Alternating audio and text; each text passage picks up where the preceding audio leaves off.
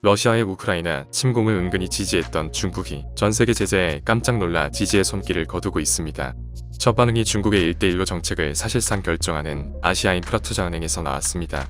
AIIB는 3일 밤 홈페이지를 통해 경영진은 러시아, 벨라루스와 관련된 모든 활동들을 보류하고 재검토하기로 결정했다고 밝혔습니다. 이어 AIIB는 유연하고 신속하게 자금을 지원하고 전쟁으로 인해 직간접적으로 피해를 입은 회원국들을 지원할 준비가 되어 있다며 상품 가격 충격, 금융시장 변동성 및 기타 요인으로 인한 경제적 파급 효과는 회원의 경제 상황에 부정적인 영향을 미칠 수 있다고 강조했습니다. 그러면서 AIIB는 우리는 파트너 타자기구와 긴밀히 협력하여 필요한 지원을 신속하게 제공할 것이라고 적극적 행동을 시사했습니다. 돌려서 러시아의 침공을 간접적으로 비난한 것입니다. AIIB 성명은 러시아와 반미 전선을 유지하는 것이 중국의 최대 외교 현안이지만 동시에 유럽 영향력 확대의 교두보인 우크라이나를 포기할 수도 없기 때문이라는 분석입니다.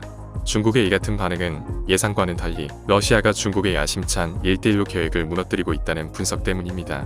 중국의 1대1로는 중국과 주변 국가의 경제무역 합작 확대의 길을 열겠다는 대규모 프로젝트로 140여 개 국가 및 국제기구가 참여하고 있는데요. 특히 우크라이나는 철도도로송 유관 등 러시아와 유럽 일대를 가운데에서 연결하고 있어 지정학적으로도 전략적인 위치에 자리 잡고 있습니다.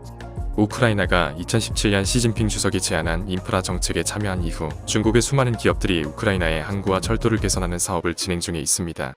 지난 2020년에는 우크라이나와 중국 최대 통신 기업 중 하나인 허웨이가 상호 간 양해 각서를 체결하기도 했습니다. 미국의 제재로 글로벌 통신망 사업체에서 배격된 허웨이로서는 엄청난 돌파구였습니다.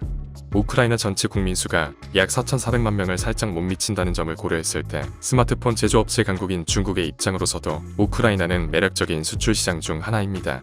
또한 우크라이나는 중국의 중요 농산품 수입 국가 중 하나로 2021년에만 중국 옥수수 전체 수입량 중 30%를 우크라이나에서 들여왔습니다. 그렇다면 러시아가 우크라이나를 침공한다는 사실은 중국이 가장 먼저 알았을 것이고 러시아가 중국의 무기나에 우크라이나에 진격했을 텐데 중국은 왜 이제 와서 우크라이나를 염려하고 나선 걸까요? 국제 전문가들은 러시아가 우크라이나를 속전속결로 끝내고 괴뢰 정권을 세운다면 중국은 아무런 손해가 없다는 계산에서 러시아의 행동을 묵인했을 거라는 평가를 내리고 있습니다. 하지만 예상과 달리 전쟁이 점차 장기화 국면으로 가고 전 세계가 똘똘 뭉쳐 러시아에 가히 핵폭탄급 경제 제재를 가하면서 러시아의 계획이 틀어지고 있다는 관측이 나오면서 중국이 재빨리 손절을 하고 있는 것입니다. 반면 러시아 우크라 전쟁의 양상이 바뀐다면 중국의 생각도 또 바뀔 것이라고 전문가들은 내다보고 있습니다. 이상 업데이트부였습니다.